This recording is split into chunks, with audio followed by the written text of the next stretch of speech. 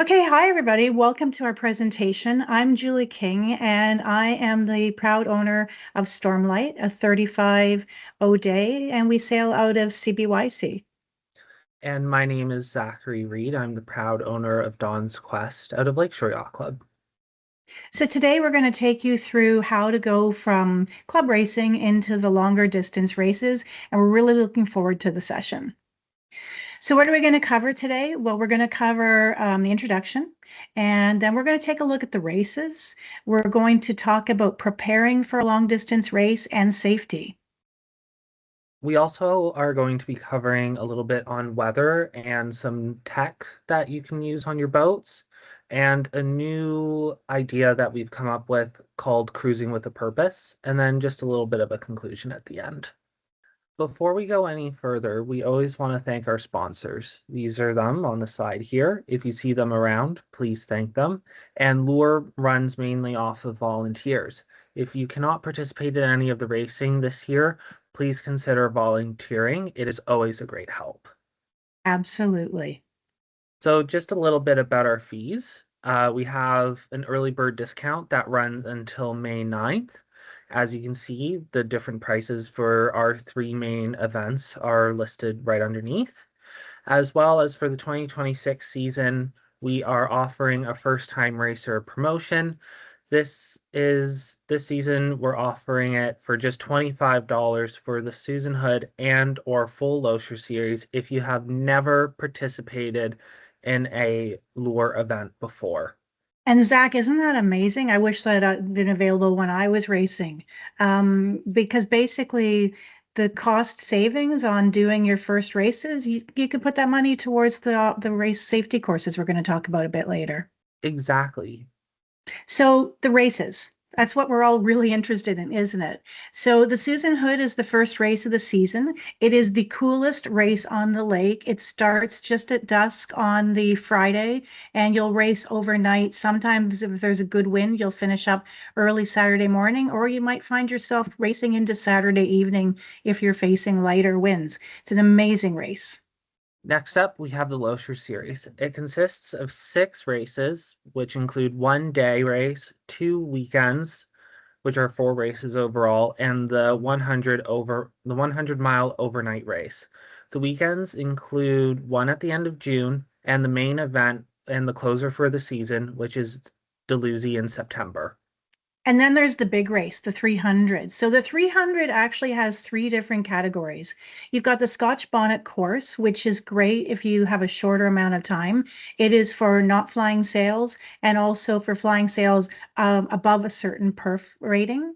Then you've got the Duck Island, which is the regular 300 nautical mile version of the 300. And every other year, the 600 is run, which is basically the longer 300 done twice. So now let's hear from our experts about what all these races are about and some of their experiences that they've had on them.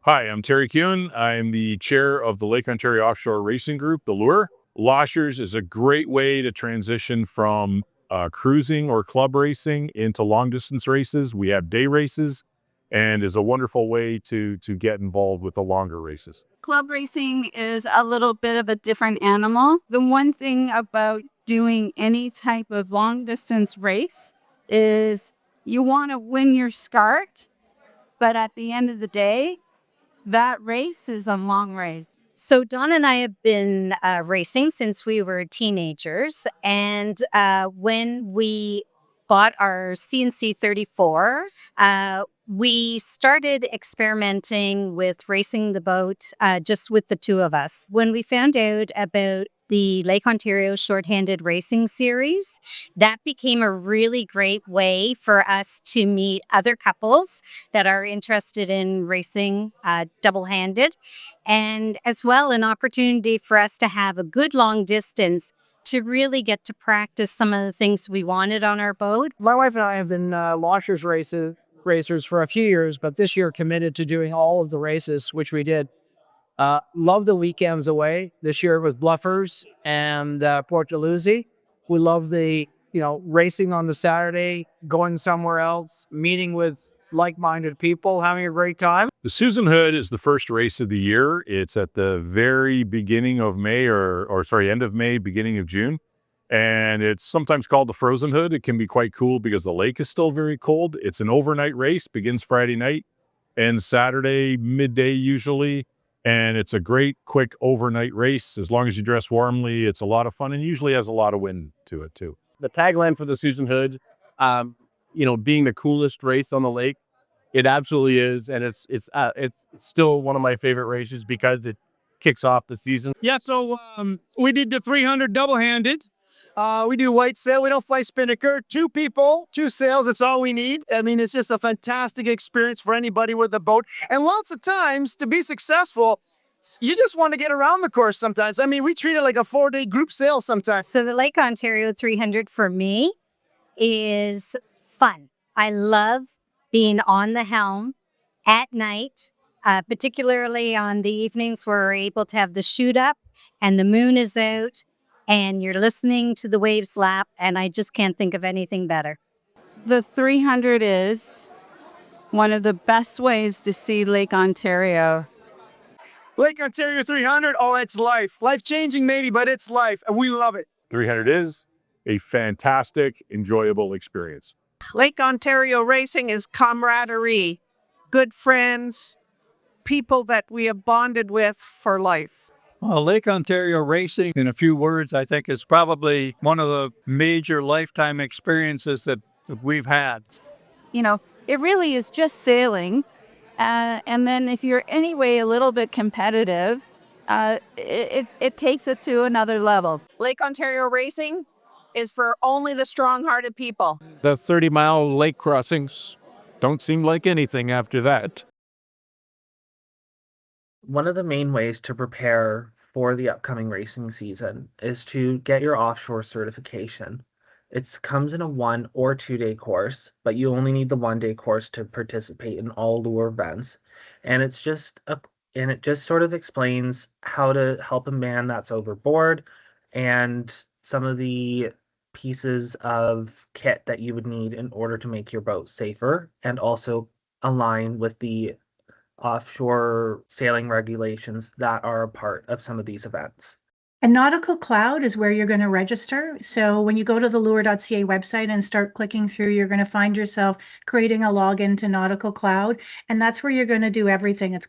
You're going to pick your races and your categories. You're going to pay your fees. You're going to add your team there. So the entire registration process and managing the registration is done through Nautical Cloud.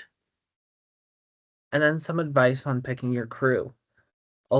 We all know that everyone loves racing and sailing with their friends and family, but if you are participating in one of these events fully crewed, have a walk down the dock and see if there's someone who's been doing these races for a long time, but has not entered their boat this year, but would still like to go on a boat. It is a great way to sort of pick someone's brain and better your skills as you move forward and ahead in all of these events going forward. Now let's hear from some of our experts on what they do to prepare. My preparation is primarily just to ensure I know where all the safety stuff is on the boat. I make sure that I have the right clothing. And that means, like, for example, when I do the Susan Hood, I have done the Susan Hood many, many times, and I've had snow and I've had hot weather. I've had like sweltering weather. So you have to have a range, but you also have to be smart about all of that.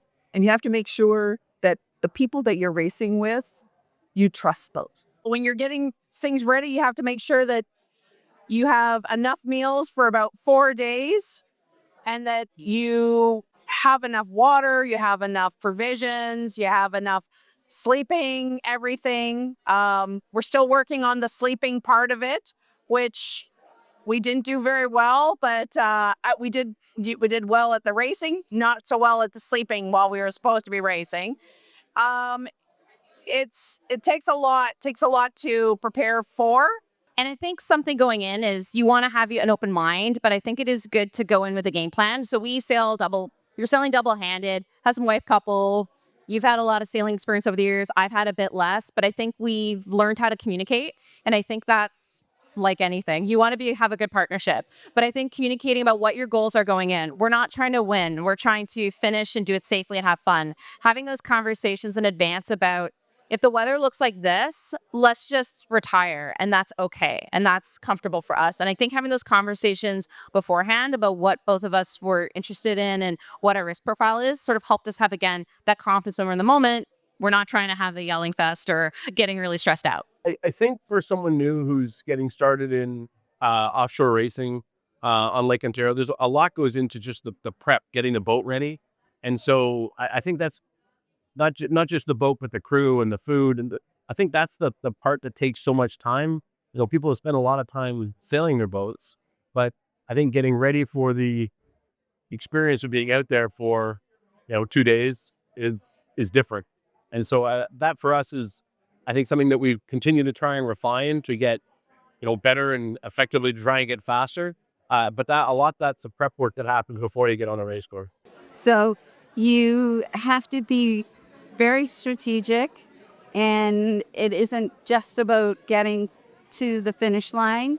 There's a lot of in-betweens that you have to do. I think when it comes for new racers and tactics, it always seems like we have a plan before we get to the race course. We've run the weather routing, we know what we're expecting, and then whether that happens or not is typically what you're hoping happens doesn't, and you're sailing upwind the whole time. But I think that we work with the folks in North Sales, and so they help us a lot with our sail inventory and planning for the race. And so that's been a big part of kind of our prepping for the race, and then setting the strategy is around, what are the sails we think we're going to need, and how are we going to be able to kind of optimize the boat speed based on what we think the weather is going to be. Try to make sure you find fun, whatever that is to you. When we did the 300 this year, last year, sorry, I was really worried about how difficult it would be. And my focus was to make sure that there was great food on board. And that made it really fun for me. So make sure that beyond all the technical stuff and challenges that there are in racing, you find something that makes it fun and enjoyable. And aside from food, my bit for making it fun is having a fun playlist, actually, especially when you're doing long distance racing. It gets a little boring at times. Like it's especially when there's not a lot of wind, having a playlist that sort of lifts your spirits up and maybe you want to sing to, especially when you're sleeping and I'm doing my karaoke. That just sort of helps, keep your energy up and keeps you alert. So the next topic we're going to look at is safety. It's probably one of the most important topics for a new racer. And one of the key things for me when I looked at the safety requirements was not only to go and equip the boat as per the list, but also to agree with my crew things like no alcohol. That's a strict rule that we have during the races. And also, we agreed on what does it look like when we decide to retire, so that we don't have one person saying it's time to call it quits and the rest of the crew saying, no, we want to keep racing. We want to come to that agreement before we're out on the race course. Oh, having the drink back on the dock just makes it all that much better when you get back. It's true. In terms of safety equipment on the boat, first, we have our safety map as seen here. This just basically describes where everything is on the boat and is placed in a high traffic area just in case if there is an emergency. If there is an emergency, your crew does not even have to think because it lists where all the safety equipment is. They just have to take a quick look at the photo and then they wherever the piece of equipment that they need is located within the boat itself. That's such a great point, Zach. And we laminate ours so it's water resistant and go over it with the crew at least once before each race. Yeah, like as long as you have the same boat, you don't need to reprint it out every year. So you can spend that little bit extra money just to make it look good too. Our next piece of equipment is a spin lock or your Mustang life jacket.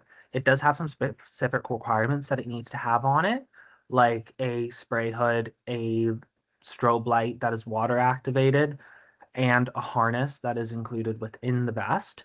These are not Transport Canada approved, so you do need to have your original sort of foamy orange life jacket still on board just to be compliant with Transport Canada rules. And then finally, attached to your life jacket, you're going to have a tether. That tether should be a 3-point tether, 1 point attached to you, and 2 points that can be attached anywhere on the boat. just so you are always locked in and nothing have no chance of flying overboard without being attached to the boat. Yeah, like that's the really scary thing. You want to make sure you don't only have that tether, but you use it. So first aid is also really critical from the safety standpoint. And during my first aid class, the instructor had a couple great tips. First one is you don't always have to buy the expensive medical stuff. For example, hockey tape, which is very inexpensive, can be used instead of the expensive medical tape. It's about a tenth of the cost. And he also recommended that everybody carry some feminine hygiene products because if suddenly somebody has a large gash, you can just quickly slap it on the gash and immediately stem the blood flow. And then in terms of stability requirements, as we all know, we all don't race the exact same boat, and we want to make sure that our boat participating in these races is a-okay. So there's a website that is located with a link in our ebook that you can click on, and it shows about 500 or even more different types of boats and their stability requirements against the offshore racing regulations that we have in order to participate in these races. So if you are sort of questioning if your boat is rated properly, you don't need to do the complicated formula that exists in order to determine that. You can just click on the link and most likely find your boat there, and it'll have the number which is most likely going to make you eligible to participate. So let's hear now from our experts on what safety means to them participating in these races.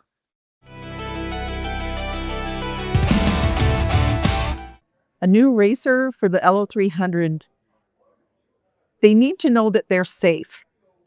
I guess that's what my first impression is. And that we're there to support them in any way at all. Fortunately, the lure enforces the OSR regulations, which are the offshore racing regulations for the specific category. There's lots of safety equipment on there. I know some people say, oh, well, I have to add these to my boat in order to race. Well, they're good things to have on a boat. And we have redundant navigation lights. We have a redundant VHF. We have rigging cutters, knives. They sort of spell out all the equipment we need. Everything above that is just fun to have. A chart plotter, wind instruments. It gets everybody involved in the boat and makes it a lot more fun. When they start racing distance and overnight, they say to me, I haven't raced overnight before. So I haven't sailed overnight before. And I tell them, we get you ready to race overnight. You will have to have all of the safety checklists. You'll have all the safety stuff done.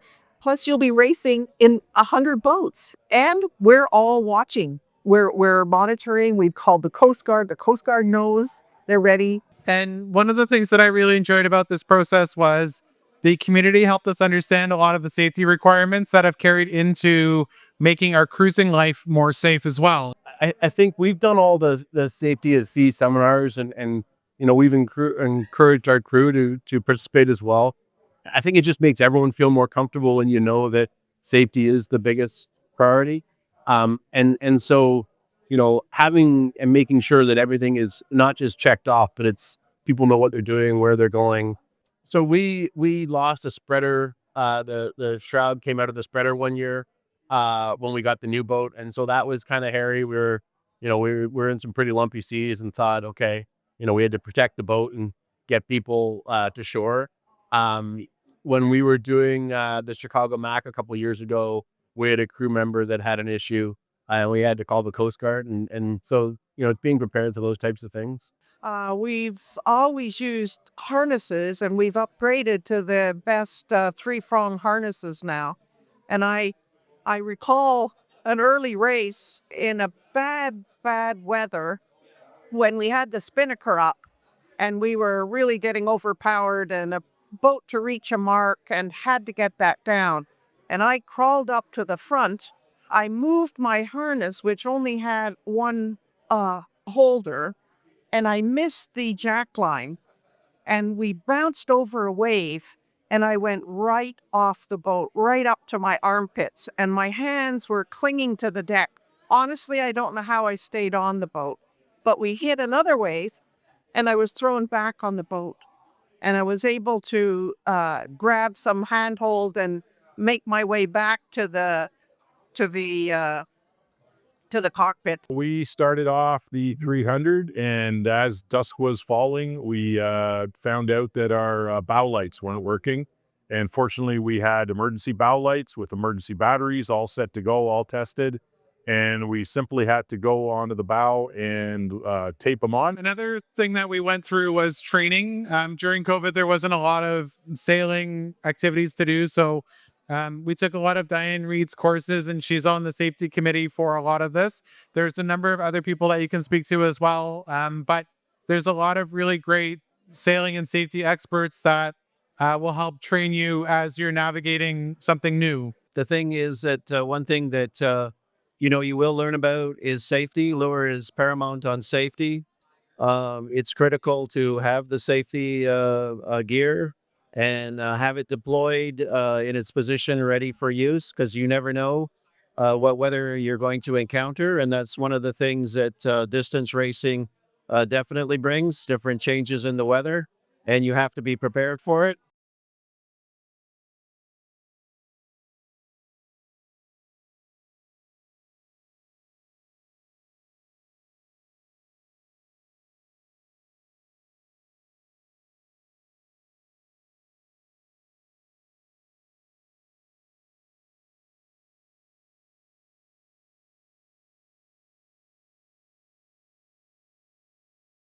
Weather and tech is a really interesting topic and something that you can really do a deep dive into, or you can just simply, grab some apps and get pretty good information without a lot of work.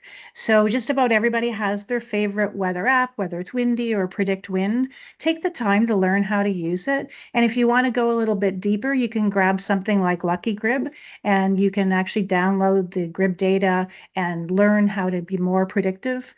Now, a weather app does not provide a forecast, it provides a prediction. In order for it to be a forecast, you would need to have a meteorologist review the data and take a look.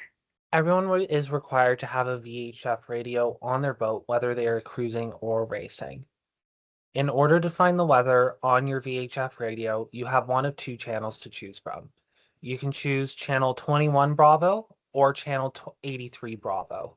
These two channels repeat the weather report for all the Great Lakes in both English and French. Channel 16 is the main channel that is leisure channel that is used by all boaters and the Coast Guard. This channel is used if you have a Mayday call and is for people who just want to have conversations as well. You can also use your phone in an emergency and dial *16, and that will get the Coast Guard alerted as well. And just something kind of neat, because lightning is always a consideration when you're on your boat. I'm going to see if I can get this to show. There we go. This is actually a Faraday bag, and I picked up a 5-pack on Amazon for under $40. This one will hold, a small laptop. I've got one for a bigger laptop. And essentially, if lightning is in the area, to avoid an EMP pulse actually affecting your electronics, what we do is we're going to be putting our key electronics into these bags, including putting our handheld VHF radio that has to be in the ditch bag into a bag, so that even if there is a lightning strike in the area, we've got a much better chance, not a guarantee, but a better chance that those electronics will be protected. And that takes us into our new tech, something that I absolutely love. So on our boat, we looked around to see what the latest tech was that was emerging. We didn't have a chart plotter. We were using Navionics on our phone. And in the first Susan Hood found out that that really wasn't great, because we were out in the middle of the lake. We could see Toronto at 3 a.m. We could see Niagara, and Navionics, because the wind had died, was actually telling us while we were literally staring at Toronto that the boat was heading to Niagara. So it was completely backwards. So when the wind really dies, sometimes your tech can get a little bit confused. So we went and did research, and we invested in an Orca Core, which is new technology. And what's really neat about Orca is they have an app that's like device agnostic. It can actually work on a tablet, it can work on your phone. Our entire crew gets the app and runs it. We even had someone on Queen Street watching us do the 300 sitting at home. So that's pretty cool. And it also is agnostic. It'll work with B&G and Raymarine. It has a lot of really neat features. Yeah, the new tech that's coming out is really revolutionizing, not only in the technology sector, but when you said about people on Queen Street watching your race, it also is a big safety feature as well. On my boat, however, I run more of a legacy brand of Raymarine. And what I really like about this is that you can hook up your auto helm, your wind instrument, and your chart plotter all together. And when you're sailing double-handed or sailing solo, you can do what's called sail steer, and it steers the boat to either certain wind conditions or a certain course that you have set throughout your chart plotter. And yeah, you can actually do some of that with the Orca as well. But I gotta say, saw the Raymarine demo at the boat show, and they have a lot more features in terms of like some of the racing configurations and control, especially if you get the Axiom and some other stuff. So that's pretty cool. Another really key thing to think about when you're looking at preparing for a race is, what kind of additional safety devices can you have, like a personal locator beacon or PLB? Are you going to go with some AIS? Do you want to get an EPIRB? And it's kind of cool for me to talk about this because my dad was the lead engineer on the SARSAT search and rescue EPIRB development back in the 1980s. So we would literally be out at a family picnic and be like, why is there a helicopter? And then, my dad would say, oh, I set off an EPIRB to see if they could find us. So there's a lot of confusion and misuse of the words, though, and I think that's important to point out. So, for example, I go on to AliExpress and I can actually find what is being promoted as a PLB for $235, which is really reasonable. But it's not actually a PLB, it's actually AIS, a personal AIS.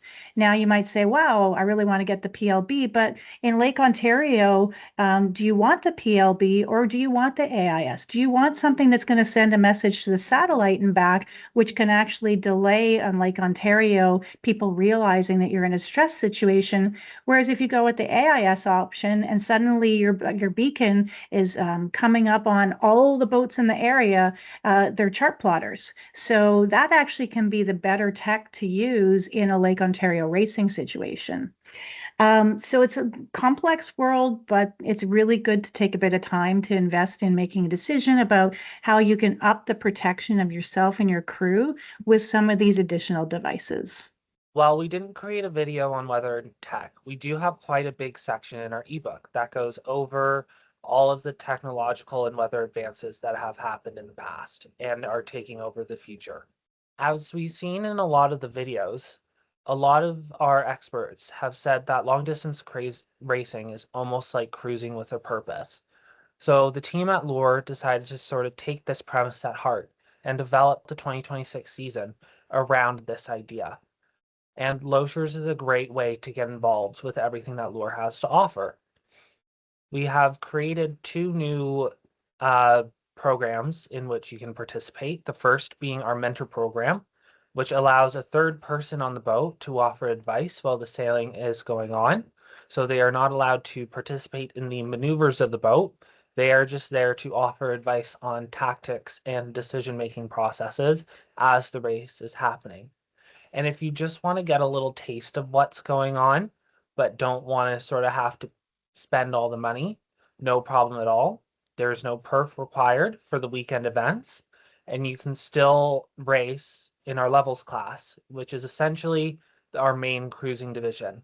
So if you just want to go down to Port Dalhousie or to Bluffers Park for the weekend and do all the social activities, join our levels program and you can cruise at your own pace and be there for when the party happens. I like that. That destination weekend was what one of our people in our expert interviews referred to that as. And it's important to know that the perf, if you are looking at doing the races and you don't have a perf yet, apply for your perf early. It took me a really long time to get my perf because there hadn't been a fin keel O'Day that had raced on Lake Ontario. And it took almost a year for me to get that perf. I applied for it in the fall, and I think it was almost the fall of the following year before it came through. So Lure is very strict that you have to have a perf to race. And if you want to actually do the main races, you need it. So get that early, but if you're doing the levels class, you can have a designated perf. There's no prizes for that class, but you can enjoy the parties and the entire full event without being fully committed to the longer term race season. And now we've been doing it for 5 years now, not stopping yet. And we like all the challenges and the fun it provides, especially cruising with a purpose. I think that really resonates with us. We love it. We do it together. And I'm so lucky that I have my spouse is interested in the same hobby as I do. And we didn't really know initially what we were getting into in a good way. Long distance racing is scary. And so we did a lot of research. We're both engineers who want to research on how to do it safely and have fun. And we actually plugged in with the community. We got a lot of good advice along the way. And it was actually helped us level up our skills. And that first Susan Hood was the coolest race on the lake. We were very underdressed indeed. But we were better dressed the next year. But then we were also fired up to challenge it again. For us, when we started out, we really went into it with the mindset, not really of trying to compete, but really just to be there. And so we tended to look at it initially as some assertive long distance cruising. And over time, as our comfort level improved, we started stretching ourselves to try more and more. So the first thing is come on out, give it a try. You never know until you're out there. The other thing is making sure that you pack enough food. The last thing is remember to have fun. We have a rule: no matter what's happened throughout the course of the race, we always kiss as we finish the race, and we leave anything that we don't care about behind us, and we move on to enjoying the social aspect that we're heading into on shore. We're now ready for any questions that you guys might have. So I do have a question. I was just going, so the reason I sort of came on this webcast was because I acquired a boat probably 2 years ago, but it's a fairly old boat, and I've been thinking about entering in the long distance races. But I don't see it on the list of the stability, sort of the stability designs list. If it's not on the list, if you send us the designer of the boat, we'll try to get it added to the list. Send it to our registrar at lure.ca. What's the type of boat? It's an IOR half tonner. Okay. Yeah.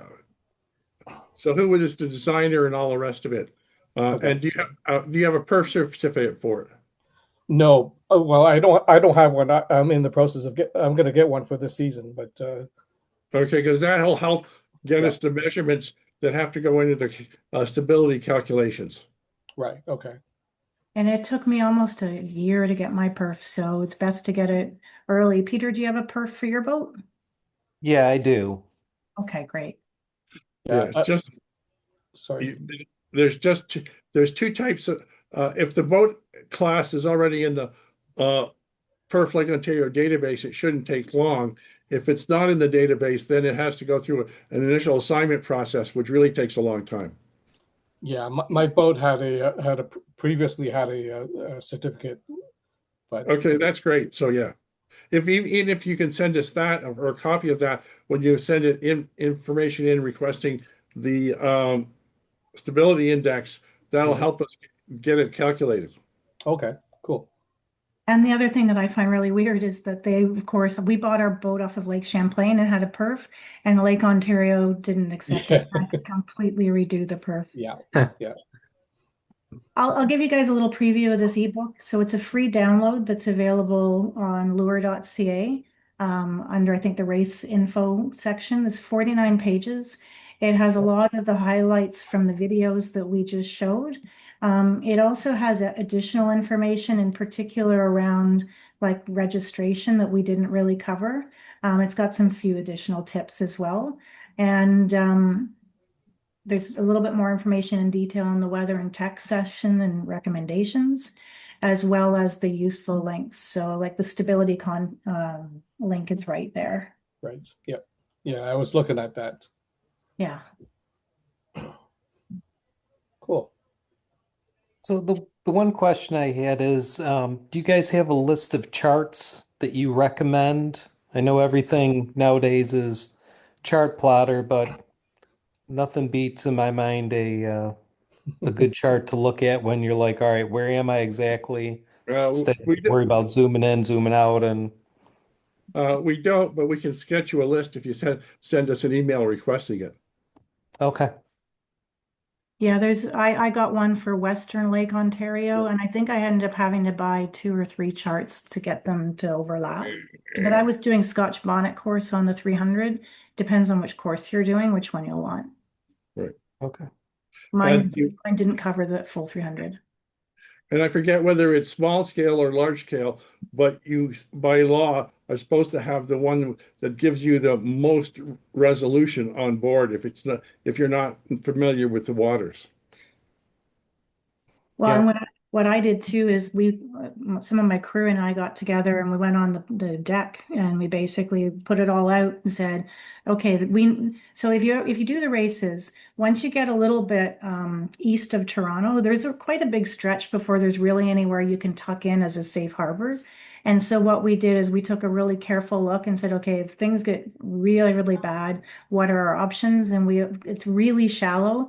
Also, there's near Port Darlington, there's a place on the map that says you can go in, but it's super shallow. And I went in with my 31 a day and we actually were touching bottom, and that was in 2012. So there's a few places that it may look like it's safe. So it's always good to talk to some of the local racers as well, or come to the seminar and get tips here. Yeah, and keep an eye on the water levels too. Yeah. West side of the lake, I find is a lot more stable and safe. And also, if you were, let's say, if you did the Scotch Bonnet Island, it has a huge shallow area of rock, pretty severe rock. So we were saying we were really glad we hit it at 11 o'clock in the morning and not like 3 o'clock in the morning, because when we saw it, we were a little blown away the first time. I've done the Scotch bonnet from Rochester out of Genesee Yacht Club a couple of times. So yeah, it's interesting at night rounding it. And stinky, right? You know it's there. So so the other thing, going back to the charts, I believe in the US, I think they may not print them. You may have to do print on demand, or they're getting less and less paper copies out there. So yeah, well, usually the issue that I have is I look at the Canadian charts and there's a lot, and just trying to figure out, all right, which exactly is, because like Scotch Bonnet Island, what we have for the chart, it's, basically what's on the chart plotter. Yeah. So finding that's a little more difficult at times. And I have found discrepancies between the locations listed in the lights list from Canada and the lights list from the US for the same navigation mark. So you have to, Yeah. Yeah. Yeah. Yes. So just a note, the Canadian Hydrographic Society apparently is also moving towards print on demand. Yeah. It's one advantage of being here is you can pop into your local rigging shop and you can usually grab them. Yeah. But that doesn't help you in Rochester. Right. So any other questions? No, I'm pretty good. Just if there's any questions, or if there's any way to get a hold of someone to reach out with further questions after the webinar, that'd be great. Registrar at lure.ca. Okay. Yeah. Cool. There's a few people who answer it, so if one person's not available, usually somebody else picks up. It's pretty good. Yeah. Cool. All right. Thank you very much, guys. Yeah, appreciate it. I'll just put it in the chat so everybody can see it. It's also in the ebook. Okay. Yeah. Okay. Perfect. Okay. All right. Good night, everybody. Okay. Thank you very much. See you on the water. Good night, Peter. Thanks for coming out. Yeah, thank you. Okay. Bye-bye.